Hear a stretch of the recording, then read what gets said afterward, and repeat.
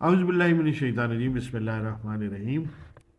अब जबकि हम सारे मॉड्यूल्स को गो थ्रू कर चुके हैं तो हम एक ऐसा केस स्टडी करेंगे जिसके अंदर ए से लेके जेड तक पूरा प्रैक्टिकल होगा। हम एक कंपनी लेंगे। फॉर एग्जांपल, जब आपको इम्प्लीमेंटेशन के लिए भेजा जाए तो जनरल लेजर पहला मॉड्यूल होता है जो इम्प्लीमेंट किया जाता है नॉर्मली, और दूसरा ऑप्शन हमारे पास होता है कि हम इन्वेंट्री से शुरू करें। हम इस केस स्टडी के अंदर प्रैक्टिकल शुरू करेंगे जनरल लेजर की इम्प्लीमेंटेशन से, क्योंकि वो हमारी बेस बनेगा फाइनेंशियल रिपोर्टिंग की। उसके अंदर अकाउंटिंग कोड्स हम डिफाइन करेंगे। ये वो रेफरेंस नंबर्स होते हैं जिसके अंदर हम अपने सारे डेटा को लेके जाते हैं। डेबिट और क्रेडिट के लिए जो हमारे पास अकाउंटिंग कोड्स हम पढ़ते आए हैं, आज तक हमने डिस्क्रिप्टिव डेटा पढ़ा है। फॉर एग्जांपल, हम ये कहते हैं कि जी हमने कैश सेल की तो हम कैश को डेबिट करते हैं और सेल्स को क्रेडिट करते हैं। लेकिन जब हम सॉफ्टवेयर की बात करते हैं, डेटाबेस की बात करते हैं, तो ये सारी वैल्यूज़ को हम लफ्ज़ सेल्स के अंदर या कैश के अंदर नहीं ले जा सकते। इनको हमने नंबर असाइन करने होते हैं। उन नंबर की मदद से हम डेटा इसमें सेव करते हैं और उन नंबर की मदद से हम डेटा रिट्रीव करते हैं। तो यहाँ पर हम जो जनरल लेजर इम्प्लीमेंट करने जा रहे हैं इस ऑरेकल एप्लीकेशन जनरल लेजर के अंदर, तो हमारी अकाउंटिंग की बेस जो है वो जनरल एंट्रीज होती है, और हर जनरल एंट्रीज के अंदर कोई ना कोई अकाउंटिंग कोड होता है। यहाँ पर हम अकाउंटिंग कोड के लिए नंबर्स का सहारा लेंगे और हमारे चार्ट ऑफ अकाउंट के अंदर 4 सेगमेंट होंगे। मैक्सिमम सेगमेंट्स जो आप ऑरेकल एप्लीकेशन में बना सकते हैं वो 30 है, 30, और मिनिमम जो आपको बनाने होते हैं वो 3 बनाने होते हैं। हमारी इस फैंटम कंपनी का नाम फैंटम कंपनी है। चार्ट ऑफ अकाउंट का नाम फैंटम चार्ट ऑफ अकाउंट है, जिसको हम बाद में रेफर भी करेंगे। और इसके अंदर 4 सेगमेंट्स हमने डिसाइड किए। पहला सेगमेंट होगा कंपनी, दूसरा होगा कॉस्ट सेंटर, तीसरा मेन अकाउंट, चौथा सब अकाउंट। विंडो प्रॉम्प्ट कहते हैं शॉर्टकट को। जहाँ जहाँ जब हम कोड डालेंगे तो CO लिखा है, that is for company, CC we have assigned for cost centre, MA for main account and SA for sub account. Company का साइज होगा 1। इसका मतलब है कि मैक्सिमम 10 कंपनीज आप खोल सकते हैं। 0, 1, 2, 3, 4, 5, 6, 7, 8, 9। इसी तरीके से कॉस्ट सेंटर भी अभी हमने एक ही साइज रखा है, यानी 10 कॉस्ट सेंटर हम खोल सकते हैं।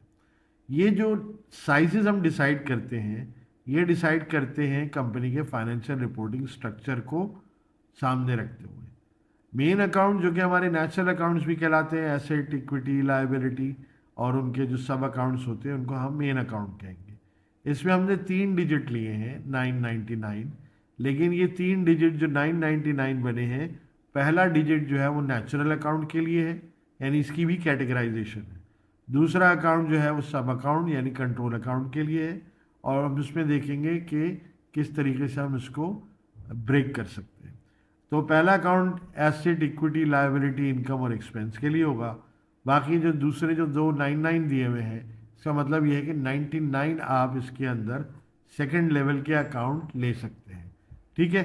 सब अकाउंट के अंदर हम 2 डिजिट लेंगे। 2 डिजिट का मतलब ये है कि 99 कोड्स हम इसके अंदर खोल सकते हैं। तो ये हमारा बेसिक स्ट्रक्चर होगा। तो सबसे पहले हम इसी को डिफाइन करेंगे। इसको समझना बहुत ज़रूरी था, क्योंकि अगर हम इसको अपने स्ट्रक्चर को नहीं समझेंगे तो हम इसकी जो डेफिनेशंस हैं जो ऑरेकल एप्लीकेशन मांगता है वो हम डिफाइन नहीं कर सकते। तो let's move towards the second step. This was the first step in which we understand कि how chart of account is being defined before creating building steps in Oracle application. सबसे पहले हम वैल्यू सेट्स डिफाइन करेंगे। पहला value set जो है वो Phantom company value set है। ऑरेकल एप्लीकेशन में जाएंगे, सेटअप पे जाएंगे, डबल क्लिक करेंगे, फाइनेंशियल पे जाएंगे, फ्लेक्स फील्ड पे डबल क्लिक करेंगे या प्लस का निशान भी दबा सकते हैं।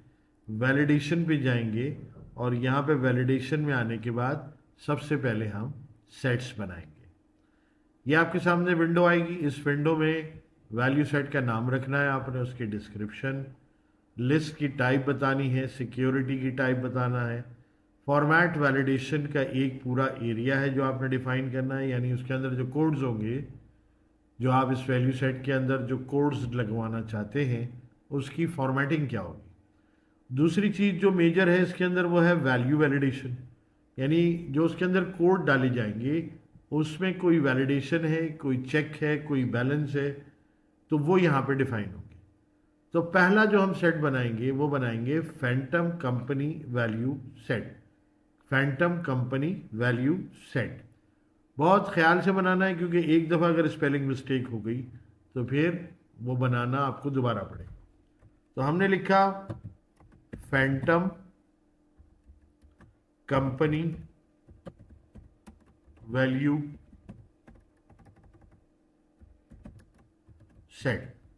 इसको हम चाहें तो कॉपी भी कर सकते हैं, कंपनी वैल्यू सेट और फैंटम को हम कॉपी भी कर सकते हैं। अभी हमने इसमें ना सेव का बटन दबाया ना कुछ किया है। लिस्ट ऑफ वैल्यू में हम लिस्ट ऑफ वैल्यू ही रखेंगे। उसके अलावा सिक्योरिटी लिस्ट में ये बाय डिफ़ॉल्ट आप देख रहे हैं इस पूरे फॉर्म के ऊपर जितनी भी येलो रंग के बॉक्सेस हैं ये रिक्वायर्ड बॉक्सेस। सिक्योरिटी आपने डालनी है, फिलहाल हमने कोई सिक्योरिटी नहीं डालनी है। फॉर्मेट वैलिडेशन के अंदर आपसे कुछ चीज़ें पूछता है, जिसमें फॉर्मेट टाइप है, मिनिमम वैल्यू है, मैक्सिमम वैल्यू है और प्रिसिशन है। इनफैक्ट प्रिसिशन इस वक्त जो है वो ग्रे है, इसलिए हम मैक्सिमम साइज की तरफ जाएंगे, क्योंकि हम फॉर्मेट के अंदर इसमें कैरेक्टर लेना चाहते हैं जो कि ABCD भी हो सकता है और 1 2 3 भी हो सकता है। इस फॉर्मेट टाइप के अंदर 3 ऑप्शन अवेलेबल है, numbers only, upper case only A to Z, right justified and zero field number. अगर हम इसको इनेबल कर देते हैं तो इसका मतलब ये है कैरेक्टर में ABCD और 1 2 3 सब आता है, लेकिन अगर हम इसको इनेबल कर देंगे तो इसका मतलब ये है कि इसके अंदर सिर्फ न्यूमेरिक कोड आएंगे। अगर हम इसको इनेबल कर देते हैं तो फिर A to Z हम अल्फ़ाबेट्स को ले सकते हैं, हम 1 2 3 को नहीं ले सकते। अच्छा, अब आप इसको दोनों को एक साथ चेक बॉक्स को करने की कोशिश करें। चेक बॉक्स की प्रॉपर्टी ये होती है कि मल्टीपल चेक बॉक्स आप सेलेक्ट कर सकते हैं, लेकिन इस जगह पे ये दोनों एक दूसरे से कन्फ्लिक्ट करेंगे कि आप चाहते हैं कि जी मैं 0 से 9 के कोड भी इस्तेमाल करूं और A to Z भी इस्तेमाल करूं, तो ये नहीं हो सकता। अगर आप अल्फ़ा न्यूमेरिक लेना चाहते हैं तो दोनों को ऑफ रखें। तीसरी चीज़ ये है कि हम 0 right justified and zero field number. For example ये मैं आपको जो हमारा मेन अकाउंट है वहाँ चल के बताऊँगा। फिलहाल हमने इनमें से तीनों को सबको डिसेबल रखना है, जैसा कि हमारे पास क्वेश्चन के अंदर लिखा हुआ है, तीनों डिसेबल होने चाहिए, फॉर्मेट टाइप कैरेक्टर होनी चाहिए और मिनिमम मैक्सिमम साइज 1 और वैल्यू वैलिडेशन में इंडिपेंडेंट होने चाहिए। तो यहाँ पे मैक्सिमम साइज में हम 1 रखेंगे और उसके बाद वैलिडेशन टाइप के अंदर हम इंडिपेंडेंट रखेंगे। 1 डिजिट कोड का मतलब मैं आपको पहले भी बता चुका हूँ। 1 डिजिट कोड का मतलब ये है कि 10 इसके अंदर आप कंपनीज को खोल सकते हैं। ये पहला हमारा फैंटम कंपनी वैल्यू सेट हमने खोला। फैंटम इसलिए हमने सामने रखा कन्वेंशन, नेम कन्वेंशन, इसलिए कि हम इसको अपने आगे लिस्ट ऑफ वैल्यूज़ के अंदर कवर कर सके, कॉल कर सके। वैल्यू सेट का लफ्ज़ इसलिए लिखा ताकि हमें यह पता चले कि ये हमारी कंपनी के लिए बनाया गया है, और लफ्ज़ कंपनी इसलिए लिखा गया है ताकि हम कंपनी को आइडेंटिफाई कर सकें। ये करने के बाद हमारे पास 2 ऑप्शन है, एक फाइल में जाके हम सेव भी कर सकते हैं और सेव एंड प्रोसीड भी कर सकते हैं। ठीक है, फिलहाल मैं इसको सेव एंड प्रोसीड करूँगा। सेव एंड प्रोसीड करने से ये होगा कि ये फाइल सेव भी होगी, ये डेटा, और ये पूरा फॉर्म ब्लैंक हो जाएगा। सेव करने से सिर्फ सेव होगा, डेटा आपके सामने रहेगा। फॉर एग्जाम्पल अगर मैंने सेव का बटन दबाया, आप नीचे देखें ट्रांजैक्शन सेव हो गई लेकिन डेटा सामने रहा। अब अगली ट्रांजैक्शन के लिए आपको प्लस का साइन दबाना पड़ेगा। ठीक है, तो ये हमारा पहला स्टेप है जो कि हमने फैंटम कंपनी वैल्यू सेट के लिए बनाया। अब हम नेक्स्ट पॉइंट बनाएंगे Phantom cost centre value set.